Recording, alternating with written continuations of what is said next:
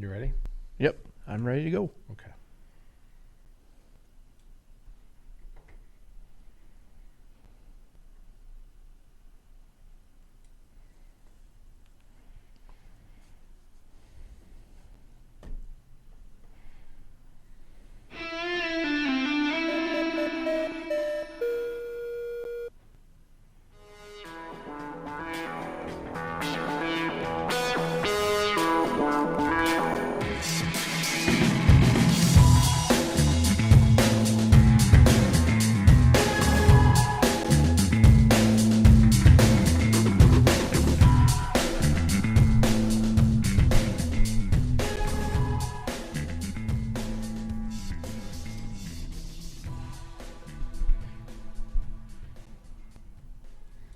Hello again, everybody. Welcome back to Sportsbook Confidential. My name's John Sullivan, and I'm coming to you live from the FingerLakes1.com studios in Seneca Falls, New York. And this little show here is to help you learn and grow as a sports bettor. And we're back with another edition on our way to the NFL playoffs. As always, I am joined by my compadre in this betting madness, Paul Russo. Hello, Paul. How are you doing today? Hey, good, John. How are you? I'm doing okay. Good. You excited for the weekend? Yeah. By the way, it's super wildcard weekend. It's not just wildcard weekend. Yeah. I admittedly just threw the regular wild card in all week with me. So, but yeah, super wild card weekend. Got that on tap and full slate of some other stuff. So, really looking forward to discussing today. Well, I am going. We're going to talk a little bit about mobile betting. Mm-hmm. We're going to, of course, go over all the games this weekend. Yep. And we're going to start a new segment, the Futures Focus. So every week we're going to talk futures bets. And this week we're going to talk about Super Bowl futures. So it's all football related. Mm-hmm. So if you're an NFL fan, you've got a good 30 minutes in front of you. So we'll see how that all goes. But before we do that, let's do what we always do and update my bankroll. And we had a starting bankroll last week of $234. We had the Falcon and Saints over 39.5. That was an easy winner. It went over pretty early. I think it was late third quarter, so it wasn't much of a sweat. Plus $7, beat the closing line of 40.5, I think, but it was definitely in the 40s. And then we had in the championship game, I had Georgia and Alabama over 52. They only scored 51. There were a couple of missed two-point conversions and a blocked field goal and a scoop and score that got called back. A lot of pain. Yes. For those of us with Alabama futures, that was a lot of pain. But we did beat the closing line of 52.5, so that's plus one to the count. And minus $8 to the bankroll. So if you do the math, that is a grand total loss of $1.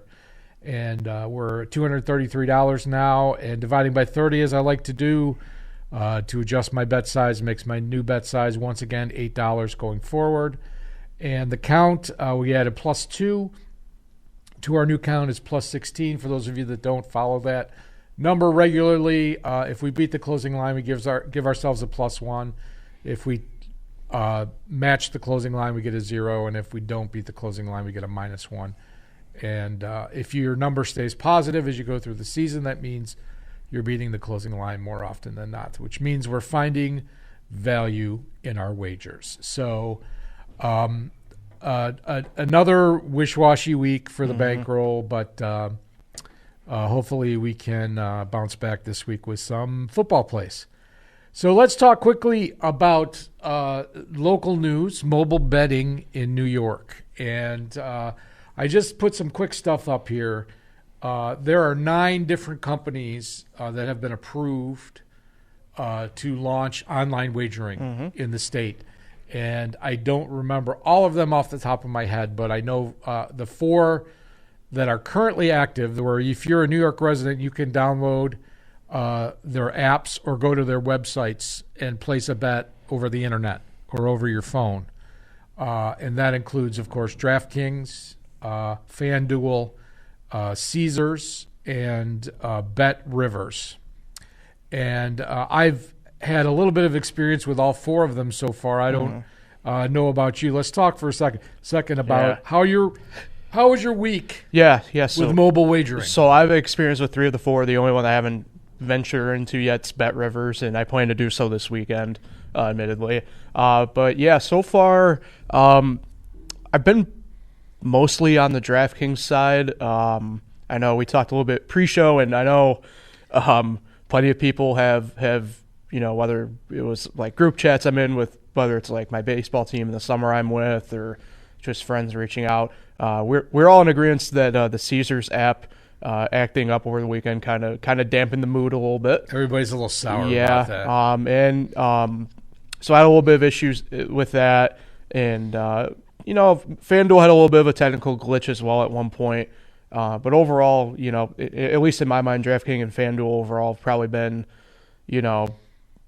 for me personally speaking, the 2 best that have leaned. I mean, obviously it's not some big pool we have to draw from, but I've definitely leaned more, I guess, on the DraftKings side of things. I know, especially during like Monday night during the championship game, I was definitely on the DraftKings app pretty much the whole game. Have you done any live betting? Yes.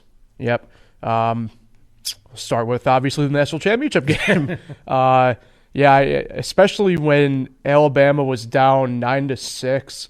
And this is something, we did discuss a little bit on here last week about having the ability to kind of, jump from one book to another in essence, and kind of, view the marketplace, what's going to give you the best odds and the best, in that sense, payback to you or payout to you. And I thought that was DraftKings there, and so I went DraftKings pretty much the whole night at that point. And that, ended up hurting in the end, obviously. And then, didn't do too much on Tuesday or Wednesday. Just was kind of busy with our other stuff here over at Finger Lakes One with our high school basketball coverage and stuff like that. But last night, got back into a little bit with some college basketball and some hockey, so it's been fun so far. Obviously, I mentioned to you a little bit. I don't think it's any different, at least for me personally, how I've been betting normally, I guess, in essence. Especially like yesterday, I would have gone out to say Del Lago at the physical DraftKings Sportsbook out there and have probably thrown in a bet of some kind. But as opposed to going out and doing it, I went home here from work, kind of let things kind of start a little bit and kind of see how they went, and went from there. Yeah, I had somewhat of a different experience than you did. I did post on the Sportsbook Confidential Twitter account that my first mobile betting experience in New York was that my DraftKings account was locked. Yeah. And unfortunately, it's been 4 days since I've contacted them, and they haven't disclosed. It may have something to do with perhaps maybe unkind words I had about Jason Robbins at some point. I don't know. As you know, I'm an OG daily fantasy sports player, and I go way back with Mr. Robbins. So I don't know if that has anything to do with it, but I do. Of course, we're lucky enough that we have DraftKings right down the street here. Right. So I have the option of still betting mostly those same odds right here, even if I can't use their app. But I have registered for the other apps, and I have tried to maximize the amount of bonus money or free bets, as they call them, that you can get. And I have plowed a substantial portion of that bonus money into futures bets. Right. And I had the great temptation to, take my $300 in bonus money from Caesars and try to turn it into $600, but didn't do that. Right. Because the variance of a single game is just so great. You don't want to risk it all. And I have to admit that I've kept my bet size similar to what my bet size is at Del Lago, at the DraftKings retail kiosk. So it hasn't changed that. But I did yesterday. I was home sitting, in my man cave watching sports betting podcasts and videos, and had a spiral notebook out and was writing down, comparing odds from all the different sports books and taking notes. And the ability to shop. Yeah. Even though there's only 4 sports books right now in New York, tremendous value. Right. Tremendous value. You know, I said to you before the show, there was one future I bet. At one book it was 200 to 1, and another book it was 400 to 1. And it's just, I mean, having that option is a game changer. Right. And it feels like we were in the dark ages, so we're going forward. So we'll see how things work out with DraftKings and if any of these other apps go live. And maybe we'll talk about them. I do want to say one thing that popped up to me right away that was not an option for me before is what's called the cash out button. Yeah. So if you bet a future, you do not have to physically hedge that future. You can just take the cash out option. And so if I have a team going into the Super Bowl and I think they're going to lose, instead of hedging with the other team and forcing a profit on the two wagers, I can just take the cash out option and not have to put any money up. Yeah, I know. I had a friend, similar thing happened to him kind of in a way. I can't remember which game it was exactly, but he had the game like going to overtime and cashed out too early, and the game did go to overtime. Yeah. So kind of like the exact opposite type scenario. But it's certainly it's just really cool and really fascinating to me how we didn't have these options, and you are right. It felt like the dark ages almost in a way. Yeah. So in certain, I think Pennsylvania has 14 sports books live, and New Jersey has 21 sports books live. It'll be interesting to see. I think Colorado has 24. I'm not sure on that one, but I know they're one of the most. They're one of the busier states with the amount of companies involved. So I'm hoping that we get some of the more popular for the bettors. There's certain companies that are very popular with the bettors, so we'll see. But New York has a very punitive tax structure. Yeah. So we'll see how that goes. So let's get into it. Let's talk about Super Wildcard Weekend, and let's start with the Saturday games. Raiders at the Chiefs. It's Raiders at the Bengals, it should say. I have Raiders at the Chiefs there. It's Raiders at the Bengals. Bengals -5. 48 is the total. And what do you think about this game? Well, it's interesting. I think it's supposed to be a little bit on the colder side, I believe, if I remember seeing the weather right. It's tough because, I mean, like the Raiders have admittedly the past couple weeks have just been playing tougher ball. And probably, in the NFL you win. I mean, that Colts game, it's hard to fathom that they beat the Colts in essence still when you think about it.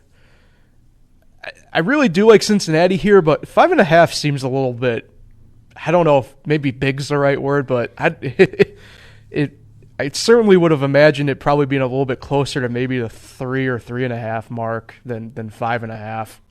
Well, I'm gonna concur with you somewhat. I'm gonna say, obviously, the Raiders I think are playing very good. Yeah.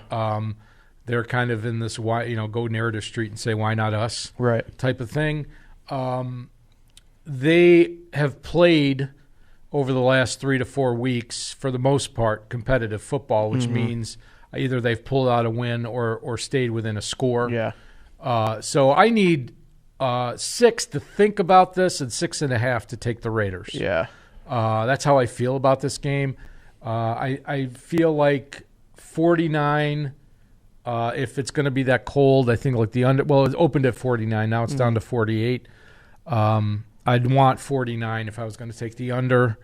So we'll see if that goes back up at all. But it's it's one of those things where can the Bengals rely on the running game, or do they have to rely on the running game? I think Joe Mixon is Jacobs is very overrated and Mixon is very underrated. So it'll be interesting to see if the Bengals do go up by 2 scores, if they can grind some clock out. Right. And obviously they have explosive receivers. And Joe Burrow's played really, really well coming back from that injury. Mm-hmm. I mean, that's the thing. I think this Raiders secondary kind of allows for a potential of really gunslinging it as well. So, well, it'll potentially. We'll see what happens. I don't really have a firm. Yeah, I'm not a big fan of this. I'm not so feeling far. that game. Yeah. So, of course, Saturday night we have the Patriots at the Buffalo Bills. Bills are minus 4.5, and 44 is the total. It opened at 43. Mm-hmm. I have to say, I went out when the preseason odds, Super Bowl odds came out. I went out and got a Bills future at 14-1. I was like, this is their year, and now I am so nervous. It is. This is a game where I think Belichick just has something. He has something that they are not prepared to see. Yeah. I think a lot of people have been calling him Darth Bill the past couple days. Yeah, I mean it's not like the Bills have an amazing staff and they have an amazing roster, and most people say they're the most complete team. But sometimes they just stall themselves out. I don't know how to explain it. And they have been playing, really good. And there were, the Tennessee game in the middle of the season for the Bills, and they went for field goals 2 yards away from the end zone, and they were being too conservative. And McDermott came in here and he said, I'm not, I'm going to be aggressive. Mm-hmm. And, they lost that game 35-31 because he wasn't being aggressive. Yeah. And they've saved they don't have Tre'Davious White, but other than that, they've saved themselves for this moment. Right. And they got to let it all hang out. Again, you could say that's Narrative Street. By the way, if you hear background noise, we're doing renovations on the new studio, so please bear with us. Yeah. It's not a helium balloon that's blowing back there. Or the whole building just lifting up into the air. Anyway, the lines moved to 4.5, so there's a lot of money coming in on the Bills. Mm-hmm. From a bettor's perspective, not from a fan's perspective. Where are you at on this game? Yeah, so I'll say this. It's been really, if you're a Bills fan, I'd say this is a very big positive, seeing Singletary kind of been singled out in the run game, and now you have another facet of that offense which struggled mightily a lot this year, and now I think it's something that is a nice added wrinkle just in time for the playoffs overall. All things considered, I still do like the Bills if it were to kind of stay at 4.5. I might be buying too much in, I think, on maybe, just Josh Allen just going out and just balling out kind of in a way. And I think maybe a little bit of it too is just recency bias. I mean, the Patriots have not, for as consistent as they have been all year, they just have not done a lot the past couple weeks to really make me feel confident taking them in a one-game sample like football. So the cloudy projector in me says the Bills in the Josh Allen era have never won a playoff game by more than 3 points. Oh.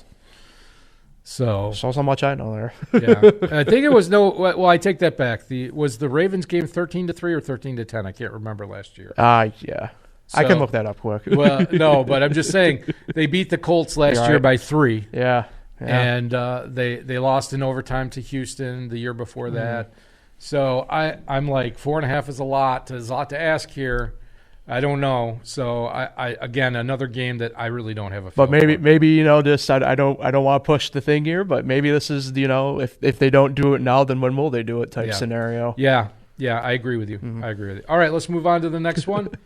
Before I lose my mind. Sorry. That's all right. Philly at the Tampa Bay Buccaneers opened at 8.5. Now it's 9.5. 46 is the total.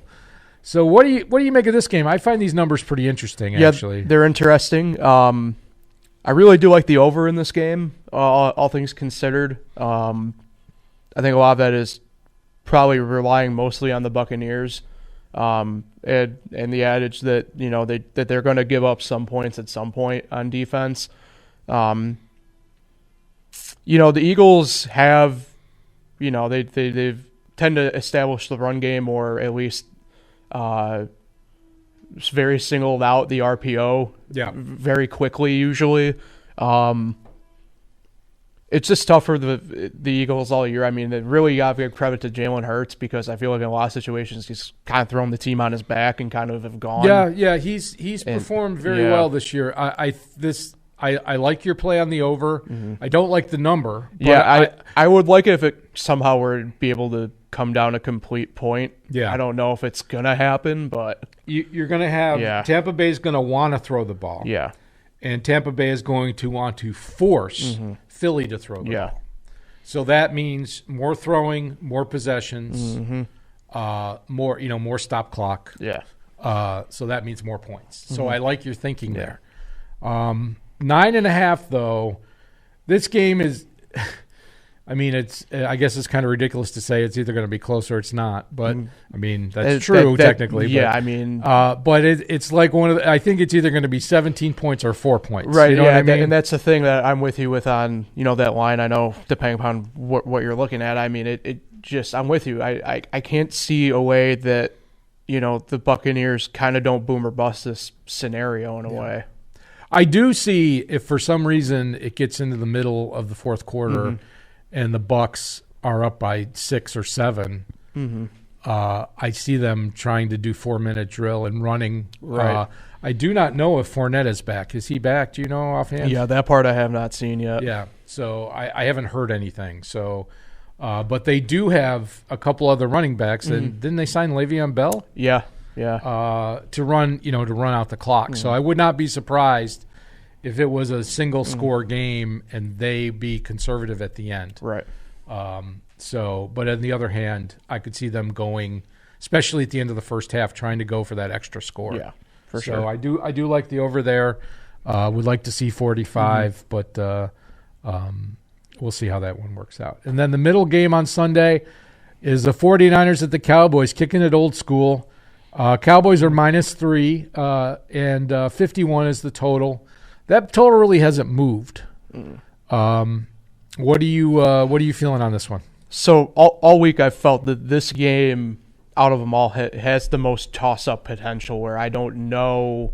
There's not one true inkling of which side I feel like would prevail overall. That being said, I have a really weird something in the back of my mind has told me 49ers all week. But I just can't bring myself to trust my logic in that sense where it's that gut feeling. Like everything on paper tells me Cowboys still. That being said, again, I look at the over-under in this situation, 51. I kind of like the under here. Obviously, the 49ers, they're going to pretty much run the Deebo Samuel offense, and it's whatever's going to work there. And the Cowboys... They do put the ball on not on the ground as in fumble, but they go on the ground quite a bit more often than I think some people probably think when they think Dak Prescott. Yeah. So I see a lot of clock being chewed up in this game, and look, both kickers this year for the teams, if you want to look at it even in that sense, right? But Greg the Leg, I mean, he one of the more trusted kickers the past handful of years, and this year for whatever reason, he does tend to miss. He's missed 6 extra points this year. So, I called him Greg the Crooked Leg on Twitter last week. Yeah. So they're both teams have left points on the board quite often this year, and I think the under in this game is a play. Yeah, I agree with you on the under, actually. And if the 49ers, for some reason, get the lead in this game... Oh, they'll sit on it. Yeah, they will run as much as possible. And I do also feel that the 49ers are a live dog. This is like the Raiders. This is a team that basically had to win the last 2 weeks to make it into the playoffs, and again are a relatively healthy team for the first time in a while. And I feel I thought I saw plus 160 on the 49ers money line. I just checked this morning, and it's plus 140. So if it was plus 160, it's long gone. And this game opened at 3.5, and now it's down to 3. So it seems like there's money coming in on the 49ers on both the money line and the spread. It'd be if the total goes up for some reason, I think I would probably hammer the under. Right. Yeah. It would need to get like 52 or above, I think, for me to hit it. But that's how I'm feeling right now. All right, let's see what else we got. The Sunday night game is the Steelers at Chiefs. Opened at 12.5, still sitting at 12.5. 46 is the total. Tell me what you got this time. Yeah, I mean, first and foremost, I'd like to invite everybody to the Ben Roethlisberger retirement party. Look, at the end of the day, 12.5 is an awful lot in a playoff game, no matter the scenario.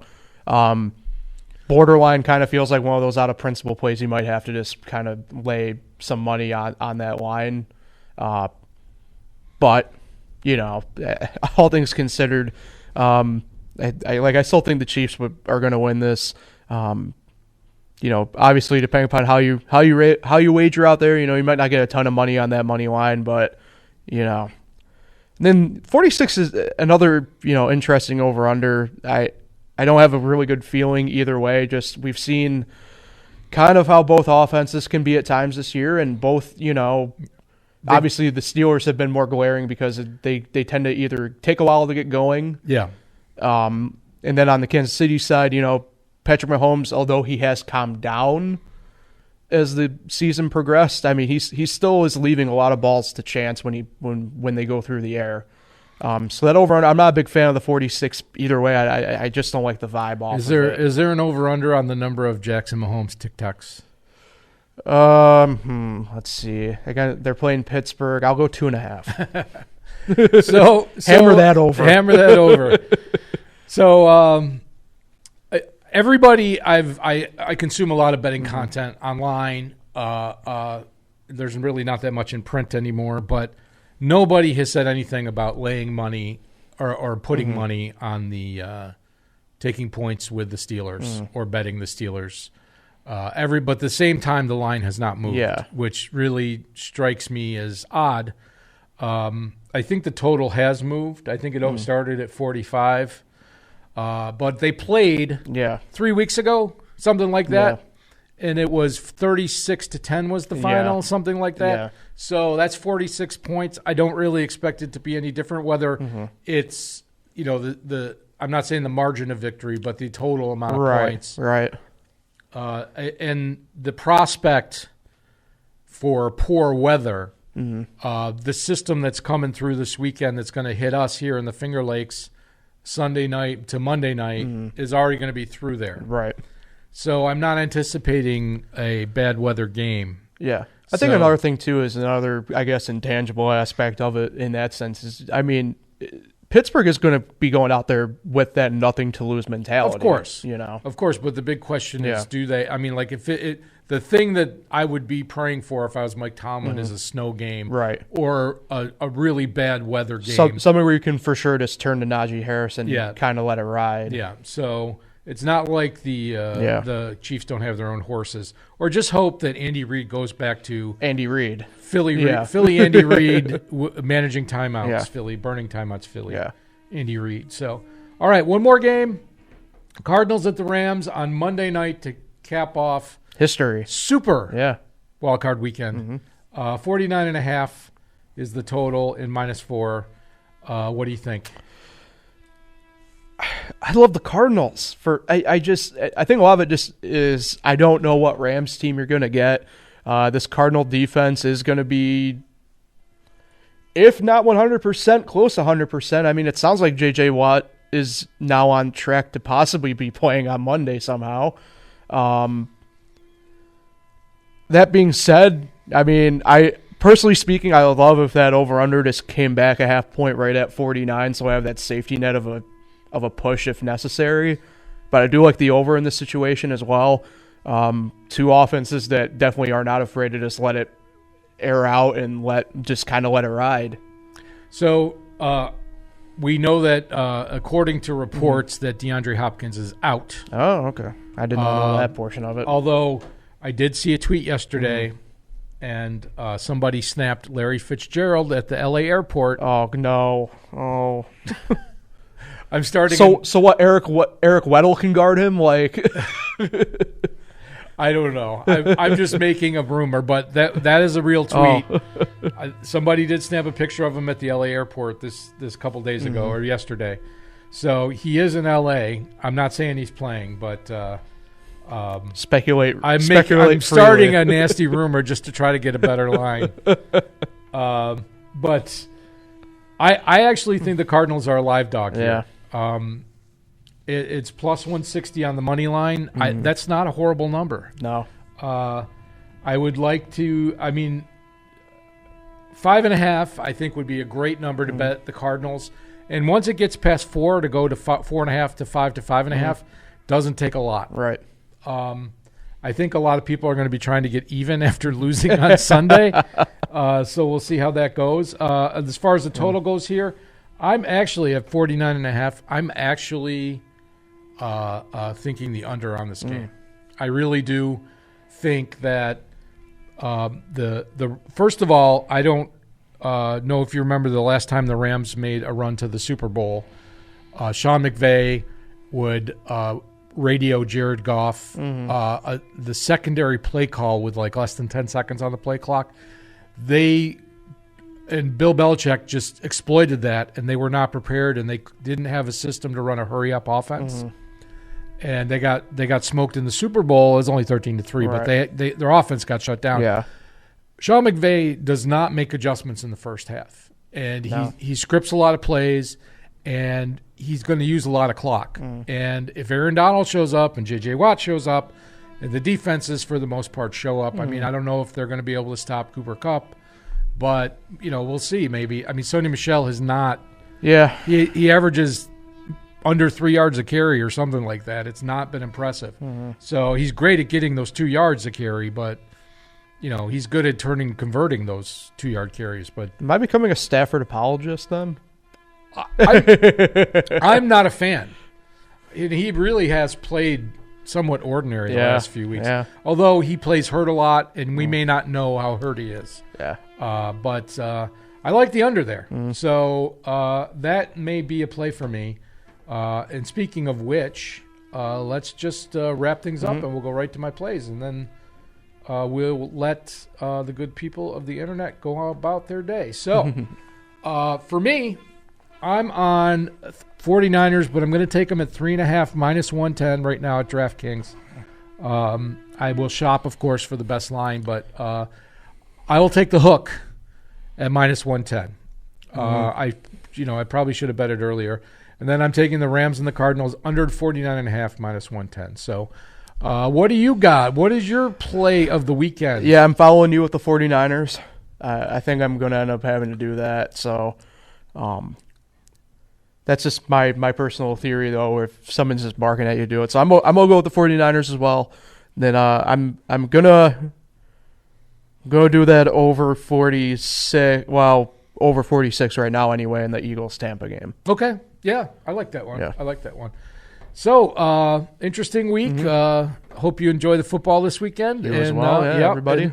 Next week we'll have more games to talk about. We'll do another futures focus. Oh, you know what? We skipped right over that. We skipped right over that. Let's do that while we're still here. All right, let's do that real quick. I had eye drops this morning, and I am not seeing well. You are forgiven. Thank you. So the NFL Futures Focus, our new segment that I promised we'd do, we're now doing at the end.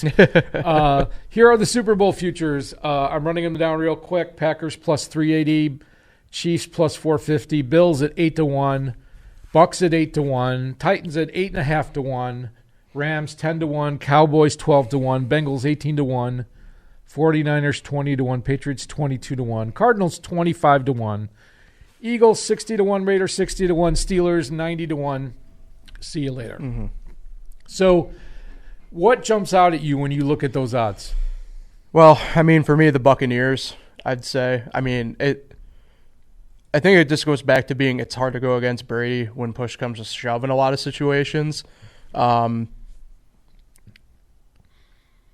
Packers at that 380 mark it's pretty interesting because obviously looking back at last year, just as the example, right? I mean they I mean, you said it, I think it was before the show, how if Rodgers might just steal the football from the floor and just go for it if they're in that situation again. Yeah, so it's just tough. As much as Lambeau is a home field advantage, if you have to air the ball out in the freezing cold, it's a hard thing to do. Yeah, so Tom Brady has always played well in snow games. Yeah. Then again, he is 44 years old or whatever he is. Right. But yes, this year has been a constant theme of people having 4th and 2 at the 2-yard line. And we talked about the Bills not going for it. And then last year in the NFC Championship, we have the Packers not going for it. This is going to be a big deal if this happens again. Right. I do think it's Green Bay's year. I think they're healthy at the right time. I feel like their path to the Super Bowl is pretty easy. I think if you look, I'm going to put the odds back up on the screen here. I think if you look at the futures as they currently constituted, and by the way, disclaimer, shop around to your favorite sports book because these odds could vary wildly. You might find a better number. I do think the Packers are universally 380 right now. But I think the value is on the AFC side.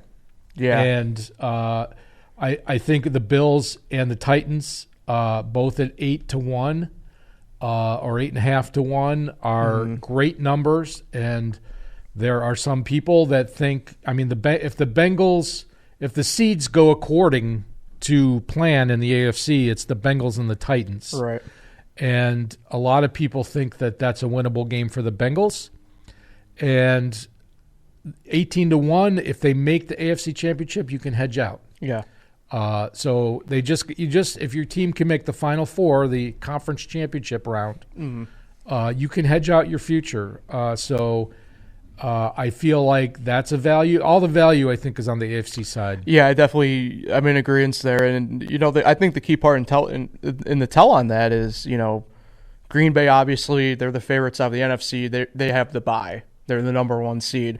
The Titans, as the number 1 seed in the AFC, they have the 3rd best odds out of the AFC, right? They're behind the Chiefs, behind the Bills. And plus, if Tennessee does somehow get Derrick Henry back, that big difference. Of course. Of course. I think Vrabel's a very good coach. Yeah. I mean, obviously, he's beaten Belichick in the playoffs before. It's an interesting. The odds are, I feel like anybody on the NFC side, except for the Bucs.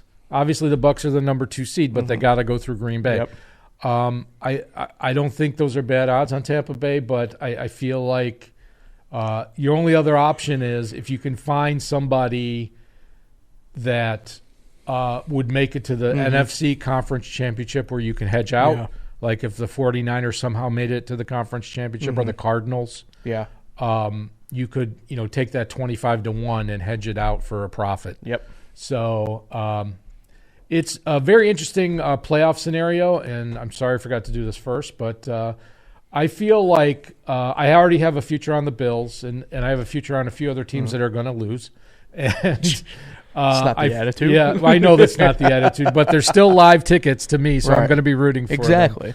But I feel like the Bengals are the sneaky value here, and the Titans. Those are. Definitely. If I was jumping in to win the Super Bowl, I would put my money on Green Bay. If I was jumping in to make a profit and jumping in to find the best value, I think I would split my bet between the Titans and the Bengals. I think that's where I would go. Yeah, I definitely agree both on the AFC side. Because, it's just the way the AFC did it more so than the NFC this year in terms of, I guess, like the ebb and flow of how the season kind of went for teams.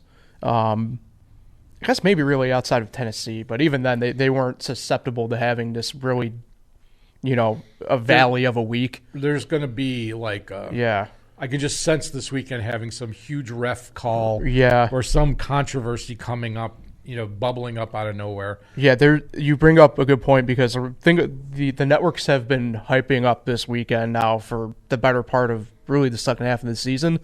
And you're right. I don't know if it's maybe necessarily an official call, but the agent of chaos is kind of just lingering over this weekend. I don't know where it's going to come from. I don't know who it's going to be, what it could be. But I'm with you. There's something lingering amongst this weekend, amongst Super Wildcard Weekend slate action. So, any last thoughts before we head out? I think, this might be the last call to get one of those really good futures in potentially here. So, here comes the train. More noise. So next week we'll do.